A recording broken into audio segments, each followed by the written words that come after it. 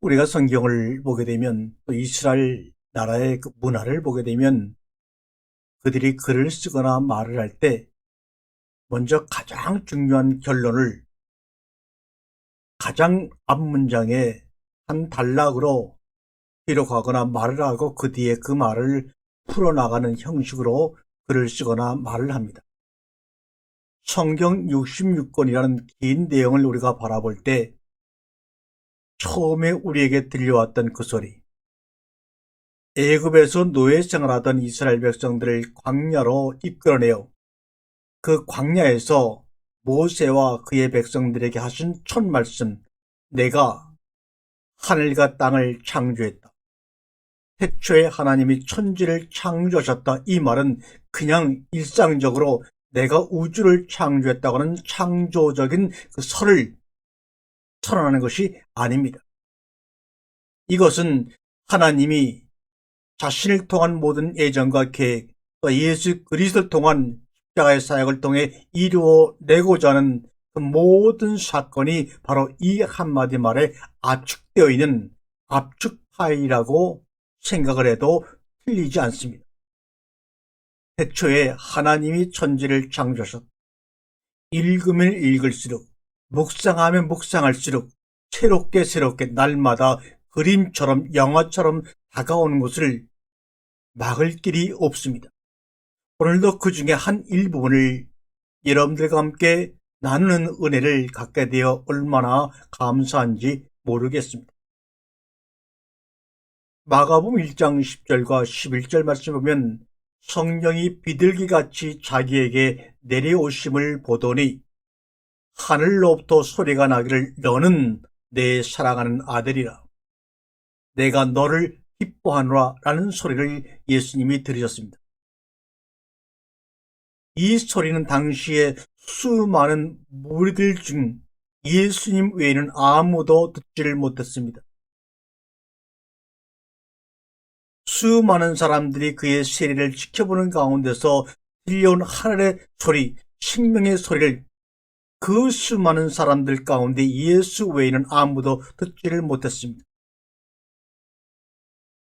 하늘로부터 소리가 나기를 너는 내 사랑하는 아들이라 내가 너를 기뻐하노라 하는 이 소리를 지금 누가 듣고 있느냐? 여러분과 제가 듣고 있습니다. 이것은 뭡니까? 너가 하나님과 구별되는 내가 바로 나야 나, 그 나가 되는 순간입니다. 창세기 21장 26절 지음받은 자에서 강을 건너 27절 창조받은 하나님의 형상으로 들어가는 벅찬 감격의 순간이 바로 하늘에서 소리가 나기를 너는 내 사랑하는 아들이요 내가 너를 기뻐하노라. 당신의 이름이 뭡니까? 내 이름이 뭐냐 묻는 그 질문에 나는 나야 라고 하는 이 말은 참 자기를 발견한 순간의 벅찬 감격의 고백이 우리에게 옮겨오는 순간입니다. 너는 나야 이 말입니다. 대초에 하나님이 천지를 창조하셨다는 그 말은 사실은 내가 하늘과 땅을 낳았다라고 모세에게 그렇게 말씀하셨을 거예요. 아노키 내가 하늘과 땅을 낳았다. 이 말은 너라고 하는 또 다른 나를 앞에 두고 너라는 또 다른 나를 내가 품고 성령이 운행하시는 가운데서 말씀을 하시는 겁니다. 흙의 인간에서 창세기 1장 26절 지음받은 흙의 인간에서 성령이 임함으로 하나님의 형상 하나님의 아들임을 공인받는 순간입니다. 이 경험을 한 사람들은 뒤에 다가올 하나님의 나라를 받아들이기 위해 자기의 것을 비우고 죽이는 광야로 내몰림을 당합니다. 바로 이 순간이 최고의 복이요 복 중에 복을 받는 그 복이 임한 순간임을 여러분은 인지하고 계시는지요? 그래서 예수님의 복음은 이 한마디로 시작해서 이 한마디로 끝이 납니다. 처음이요 마지막이요 알파 오메가요 시작과 끝입니다. 그것이 뭐냐? 회개하라 천국이 가까이 왔다 이 말입니다. 회개하라 천국이 가까이 왔다, 그때가 찼다 그 말입니다. The time on fulfilled. 그때가 the time 정관사가 붙어서 그때가 완전히 찼다. 동학을 만든 최수원 성생은 득도한 후 첫 일성으로 시오 시오 이오 시오라고 했습니다. 시오란 말은 때다란 말입니다. 때다 때다 이오 시오 내 때가 왔고, 다시 말하면 크로노스의 시간에서 카이로스의 전환이 이루어지는 시간입니다. 감격입니다. 카이로스라는 것은 결정적인 순간이요, 결정적인 기회요, 결정적인 타임을 의미합니다. 시중입니다. 왜 예수님은 그 수많은 말씀 가운데 회개하라 천국에 가까이 왔다는 말씀을 첫 일성으로 외쳤을까요? 왜 하나님 아버지는 모세를 통해서 이스라엘 백성들에게 세상에 모은 사람들에게 말씀하셨을 때 하나님이 천지를 창조했다는 말을 처음으로 하셨을까요? 아무도 여기에 대해서 의문과 질문을 드리지 않습니다. 마찬가지로 회개하라 천국이 가까이 왔다라고 이 말씀을 왜 예수님은 첫 번째 말씀으로 외쳤을까요? 따져봅니다. 예수님이 그 말씀을 하실 당시에 이스라엘 나라의 환경을 보게 되면, 환경적으로 AD 70년에 로마의 이스라엘은 지구상에서 완전히 사라졌습니다. 이 시기가 바로 복음서를 최초로 기록한 마가복음을 저술한 시기와도 거의 일치합니다. 이스라엘은 이집트의 400년, 아수르, 바벨론, 페르시아, 그리스, 로마 외 6번이나 나라를 잊어버린 경험을 가지고 있는 특이한, 지구상에서 찾아보기 특이한 나라입니다.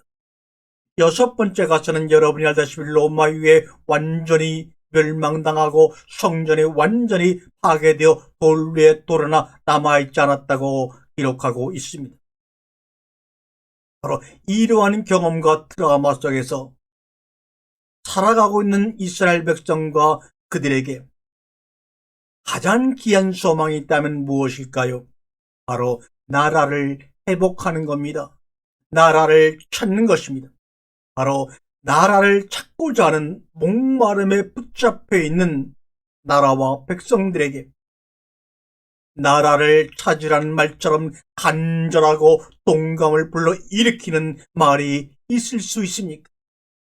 이 예수님의 첫 일성은 유대인들에게 천둥보다 큰 소리요, 번개보다 더한 충격이었을 것입니다. 우리는 전혀 실감을 하지 못하고 이 말씀을 듣고 읽어왔지만 말입니다. 그렇다면 일제 36년 동안 지배를 당할 때 거기서 해방되게 얼마나 우리의 선조와 조상들이 순교하며 희생하며 정말 해방을 바랬습니까? 그것보다 더 간절한 6번이나 타국에 의해 자기들의 주권을 침범당하고 나라를 완전히 빼앗겼던 그 나라의 백성들의 심정을 한번 생각해 보세요. 그런 백성들에게 나라를 찾으라고 말씀하시는 그 예수님의 말씀은 우리가 전혀 상상할 수 없는 감격과 충격으로 다가왔을 것입니다. 사실 냉정하게 얘기하면 유대인들은 나라를 가져와 본 적이 없는 백성입니다. 그들의 선조인 아브라함은 우르에서 하란, 가나안으로 남의 나라 땅에서만 살다 죽었습니다. 그리고 그의 손자 야곱 때 와서는 이집트로 가서 400여 년 동안 종살이 하였습니다. 다만 다윗부터 솔로몬까지 약 80년간 통일된 나라를 세웠을 뿐입니다. 그래서 유대인의 역사는 따로 없습니다. 그들에게 역사는 그저 성서의 역사뿐입니다. 바로 사사기에서 말라기까지입니다. 역사서가 따로 없는 드문 민족입니다. 천국, 하나님의 나라, 하늘나라, 바실레이아, 우라노스, 이 하나님의 나라 바실레아 우라노스는 땅과 공간의 개념이 아닙니다. 다스림의 의미요 개념입니다. 주권과 통치와 질서의 개념입니다. 땅의 질서가 아닌 자신들의 나라를 6번의 다른 나라에 의해서 지배를 당하고 나라를 빼앗기고 나라가 사라져버린 그들에게 이제는 땅의 질서가 아닌 새로운 하늘의 질서가 왔습니다. 인간의 탐욕이 지배하는 것이 아닌 하나님이 통치하시는 예수님의 복음은 하늘에서 뜻이 이루어진 것처럼 땅에서도 이루어지이다. 하늘로부터 땅으로만 옵니다. 땅에서 하늘로 올라가는 것이 아닙니다. 그러나 현대교회는 땅에서 충성하고 헌신하고 바치면 하늘로 간다 혹은 데리고 간다고 말합니다. 언제요? 죽어서. 땅에서 충성하는 겁니까? 건물 교회에 충성하고 헌신하고 바치면 하늘로 간다 말합니다. 그러므로 죽을 때까지 충성하라고 말합니다. 예수님이 말씀하신 성서의 복음과는 반대로 땅에서 이루어진 뜻이 하늘로 가서 이루어지이다. 이렇게 삶을 살아가고 있습니다.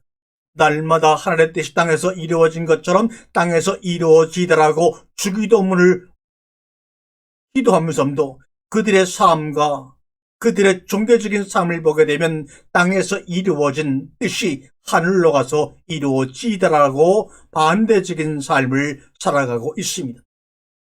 어떻게요? 땅의 것을 가지고 시공간의 것을 가지고 하늘의 것, 하늘을 완성시킬 수가 있단 말입니까? 땅의 것은 오래되면 썩고 냄새나고 부패하거나 부서지거나 죽는 것인데 그것을 가지고 영혼을 세우고 지키겠다고 많은 사람을 미혹하고 있으니 그들이 바로 엔티 크리스토 아닙니까? 에이게하라 메타노이아. 이 말은 생각을 바꾸라 초월하다 이런 말입니다. 시공을 초월해서 그 나라 하늘나라의 생각을 가지라 이 말이에요. 그런데 이 말의 번역을 영어로 리펜트로 함으로 더 많은 오해를 불러 일으켰습니다. 잘못된 번역입니다.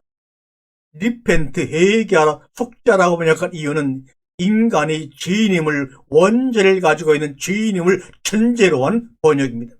그러나 예수님에게는 죄인이라고 하는 의식 자체가 없으셨던 분입니다. 인간이 죄인이라는 의식 자체가 없으시기에 당당히 거리낌 없이 우리를 향하여 첫 번째 일성으로 메타노야 회개하라 말씀하실 수가 있었던 것 아닙니까? 하나님 나라를 받아들이는 것은 자기를 비우는 것이요 없애는 것이요 죽고 죽는 것입니다. 천국의 잔치가 열렸는데 기존의 것을 버려야 천국이 보이고 천국으로 충만히 채울 수가 있는 것 아닙니까? 예수님이 AD 30경에 십자가에 돌아가셨다가 부활하였습니다. 그 뒤 40년이라는 간격이 지난 뒤에 복음서의 첫 복음서로 AD 70년경에 로마 위에 이스라엘 나라가 완전히 사라져버리고 성전이 사라져버린 바로 그 시기에 마가복음을 저술했습니다. 예수님의 사망 AD 30년과 복음서의 저술의 첫 복음인 마가복음을 저술한 그 AD 70년 그 사이에 이 40년 사이에 이스라엘은 땅의 나라가 사라지고 그들의 성전이 사라지고 언어가 소멸되는 것을 보면서 역사 가운데 실존하셨던 예수를 구체적으로 소개하기로 작정하고 생전의 예수의 스토리가 바로 복음서입니다. 바울 서신서는 부활하신 그리스도의 스토리입니다. 이 모든 복음적인 내용과 그 진리의 말씀들이 바로 우리를 하나님의 나라 가운데로 인도할 것입니다. 아노키 내가 하늘과 땅을 낳았다.